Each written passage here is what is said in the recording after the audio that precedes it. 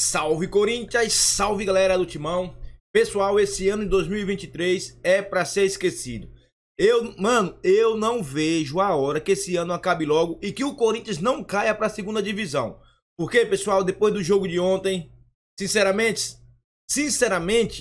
eu achava que o Corinthians não ia cair. Mas agora, pessoal, tô começando a duvidar. Corinthians corre... Meu Deus do céu. Pessoal, ô time desgraçado esse que faz tanta raiva, mano. Meu Deus do céu. Por que esse Duílio não pede logo as contas? Duílio, não espera não as eleições. Sai logo, mano. Sai logo. Porque você acabou com o Corinthians. O Duílio Monteiro Alves foi o pior presidente da história do Corinthians. Pessoal, empate no finalzinho. Empate sofrido, chorado. Contra o Lanterninha, pessoal. Use o espaço de comentário aí para dar sua opinião. Eu sei que muitos vão zoar, falar, o jogo era até empatar, só acabava quando o Corinthians empatasse. Eu sei que vai ter essa zoeira, mas comente aí e fortalece com like. Vamos ver aqui o pessoal revoltado com esse time do Corinthians e com o Duílio Monteiro Alves, pior presidente da história do time. Terminou, pessoal, terminou na Neoquímica Arena. Corinthians 1, América Mineiro 1. Cara, tô puto. Mas vamos lá. Era nítido que o Corinthians não teria os espaços que ele teve contra o Fluminense no último jogo, que é um time que joga e deixa jogar, que o América viria para tentar se retrancar, mas criar apenas 2 lances de perigo contra o Lanterna, cara, jogando em casa. Sem contar também que na metade do primeiro tempo, praticamente, o time do Corinthians perdeu gás, não conseguia mais criar e se arrastava dentro de campo. Tão de brincadeira, ficaram 11 dias parados e já estão morrendo de novo. Deixaram fraco o time do América, cara, lanterna do Brasileirão. Gostar do jogo dentro da Neoquímica Arena como aconteceu? Resultado disso, 1 a 0 para os caras, gol do Benítez. No segundo tempo, cara, se com 0 a 0 já estava difícil entrar na defesa dos caras, imagina então eles ganhando, eles na frente. Praticamente manobraram o busão e estacionaram na frente da área. Era nítido que isso ia acontecer. E o Corinthians, cara, mesmo com as alterações que o Mano Menezes tentou, não evoluía. Era aquele mesmo time monótono, chato de se ver, previsível, usando o chutão da defesa pro ataque para tentar fazer uma ligação, usando o chuveirão para dentro da área para tentar alguma coisa. E vou te falar, conseguiu o empate aí nos últimos segundos do jogo, mas não mudou em nada a vergonha que é esse time do Corinthians e a partida de hoje também. E vou te falar, cara, conseguir essa façanha de empatar contra o América, jogando em casa e sair comemorando, vibrando, eles estão de brincadeira. Vou dar um recado para esses jogadores aí também, ó. Para vestir essa camisa aqui, parceiro, tem que ter culhão. Vocês precisam saber onde vocês estão jogando, o tamanho da marca que vocês estão representando aqui, ó. Pô, um monte de morto-vivo se arrastando dentro de campo, há muito tempo, viu? Não é só de agora que eu tô fazendo essa crítica, não. E cadê esse presidente omisso, chamado Duílio Monteiro Alves, para descer no vestiário e cobrar os jogadores? Vai esperar cair para fazer isso, Duílio? Lamentável, você é lamentável. Com certeza absoluta, o pior presidente da história do clube. Fala, meu povo, começando mais uns 60 segundos do Benja. No último segundo, o Corinthians empatou. O que não diminui nada, a vergonha foi isso aqui. O América jogou melhor, foi melhor. E o Corinthians tomou sufoco o jogo inteiro do Lanterna do campeonato. Empatou, menos mal, mas não dá. Duílio Monteiro Alves, parabéns.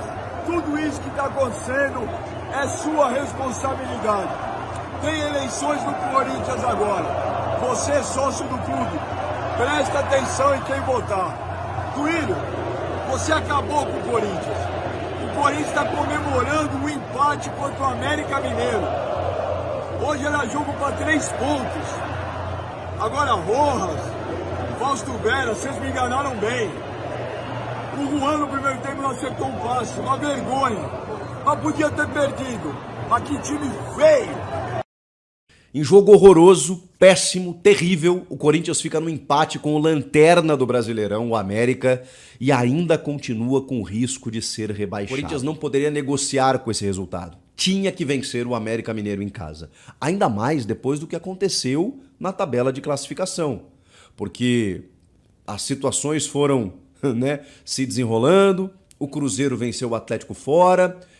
Bom, o Vasco e o Santos acabaram tropeçando também, né? Acabaram perdendo seus jogos, mas começou a funilar. O São Paulo venceu no sábado e desgarrou. O Corinthians, para poder respirar um pouco melhor, precisava vencer. E recebia o Lanterna do campeonato por melhor que o América tenha jogado nos últimos tempos, inclusive nesse jogo contra o Corinthians, contra o Botafogo, quando perdeu o jogo. Aí que está. O América jogou bem contra o Botafogo, mas perdeu a partida. Jogou bem contra o Corinthians e quase venceu.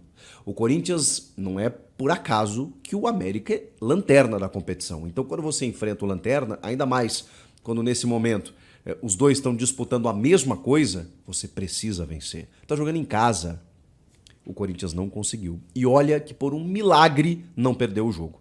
Aos 52 minutos, num dos 870 cruzamentos que o time fez durante o jogo, deu certo, né? O Fagner cruzou de perna esquerda, o Gil acabou aparando essa bola e o Juliano chegou para cabecear entre dois marcadores do América na última bola do jogo, praticamente na última bola do jogo. É por isso que o América vai ser rebaixado, porque ele nem conseguiu sustentar uma vitória num jogo em que ele foi não digo melhor, mas jogou bem, construiu uma vantagem, mas acabou cedendo na última bola. Mas o Corinthians precisava ganhar esse jogo e não ganhou. Agora tem o Cuiabá fora no meio da semana, que é também um inimigo direto, porque está no bolo, e depois o Santos na Neoquímica Arena. O Santos que apanhou, tomou uma surra do Inter no Beira-Rio nessa rodada. E que vai tentar se recuperar, né, nesses próximos jogos, e que até vinha esboçando uma recuperação. Emendou 3 vitórias seguidas, entre elas uma contra o Palmeiras. Pois é, o Corinthians que não tire esse jogo para jogado, vencível, porque vai ser bem complicado. E virou um clássico do desespero, porque hoje o Santos e o Vasco ocupam a zona do rebaixamento. Já o Corinthians ainda não, mas a situação segue periclitante. 33 pontos, 15º colocado, está 2 posições da zona e 3 pontinhos. 3 pontinhos significam uma vitória. Só que Santos e Vasco, que hoje ocupam a 17ª e 18ª posição respectivamente, têm uma vitória a mais do que o Corinthians, que é o primeiro critério de desempate. Então, se hoje Santos e Vasco igualarem o Corinthians em pontos, ainda assim, quem se ferra nessa história é o Corinthians. Vamos falar do jogo. Cara, que jogo horrível, que jogo mau. E aí tudo que a gente falou nos últimos dias parece que vai por água abaixo. Falei aqui da semana de treinos do Mano, dos relatos maravilhosos, das orientações, do que eu já tinha visto, inclusive, nesses poucos jogos com o Mano Menezes, de uma certa organização, do time que compete, do time que tem, especialmente se não tem ainda tanta construção ofensiva, mas tem organização. Nos primeiros 45 minutos contra o Fluminense, um time efetivo, que usou da estratégia, marcou alto o Fluminense do Diniz e conseguiu fazer 3 gols ainda no primeiro tempo sobre um finalista de Libertadores fora de casa. Cara, isso tudo foi pro ralo. Foi pro ralo. O jogo que o Corinthians fez hoje foi de um time rebaixado. Foi de um time que está, não é flertando com a Série B, que está pronto para disputar a Série B no ano que vem. Foi um time apático, desorganizado, bagunçado, desesperado contra o Lanterna. O América Mineiro é o Lanterna do Brasileirão e deu um sufoco no Corinthians. O Corinthians começou bem, como disse o Mano Menezes. Sim, com 1 minuto de jogo tem um gol perdido do Moscardo. E aí? E aí? E aí depois começou a construir algumas jogadas, algumas tabelas e tudo mais, a bola rondava a área e nada. A bola pipocava ali na frente da área e nada. E dele cruzamento e nada. E o América Mineiro conseguiu explorar contra-ataques. Porque aí eu não sei se o Corinthians imaginou que depois da bola do Moscardo, poderíamos estar vencendo já por 1-0. Vamos lá que esse gol vai sair naturalmente. Só que não foi tão naturalmente assim que o Corinthians se lançou ao ataque. De novo, o Mano Menezes escalou Fausto Vera na primeira função no meio-campo, Moscardo um pouco mais à frente, Renato Augusto e Juan Oliveira. O Juan Oliveira perdido, ele é um jogador que a gente sabe que ele tem potencial, ele estava arquivado com o Luxemburgo, ele chegou a ser utilizado no início, depois não estava jogando mais, e agora o Mano Menezes coloca ele em campo. O Juan tem uma dificuldade de acompanhar a rotação do jogo. O Renato Augusto tá difícil. Tá difícil de enxergar algo no Renato. Fã de Renato, sou um fã do Renato, Cara, o Renato é absurdamente técnico, importante, ídolo, tudo que vocês podem imaginar. Ele não tá conseguindo. Ele não está conseguindo. Nem ele está conseguindo encontrar soluções. Não sei se pela desorganização do time, mas não sei se por uma posição errada, porque ele foi jogado lá pelo lado esquerdo, mas em vários momentos eu vi ele tentando chegar por dentro para tentar buscar alguma construção, mas não vejo mais finalização, não vejo mais aquele passe para deixar companheiros na cara do gol. Ele não está conseguindo mais ser esse cara. Não está. O Moscardo mais à frente perdeu essa chance e até por estar voltando de lesão, enfim, no último jogo ele não conseguiu participar, acabou saindo no intervalo. O Matheus Bidu foi escolhido porque o Fábio Santos, né, que vai se aposentar no final do ano, ainda é o titular incontestável da lateral esquerda e tem uma sequência grande, por isso precisa ceder de vez em quando a vaga para o Matheus Bidu. E tanto o Fagner quanto o Matheus Bidu abusaram dos cruzamentos e não conseguiram ter uma maior efetividade. O Yuri Alberto, os gols que ele conseguiu fazer contra o Fluminense, dessa vez a bola, quando chegava, ele não conseguia uma finalização mais clara, não conseguia um espaço para poder concluir. E o Pedro, eu acho que o Pedro está jogando muito por dentro. O Pedro não está lateralizando o jogo como o Wesley fez no segundo tempo. O Pedro é um jogador de ponta, de beirada, de 1 contra 1, que pode dar profundidade. O Pedro está jogando muito mais para cá, talvez até numa ideia do Mano de se aproximar do Yuri Alberto, mas não está funcionando. O Pedro é um jogador muito talentoso, que eu acho que tem que continuar sendo titular.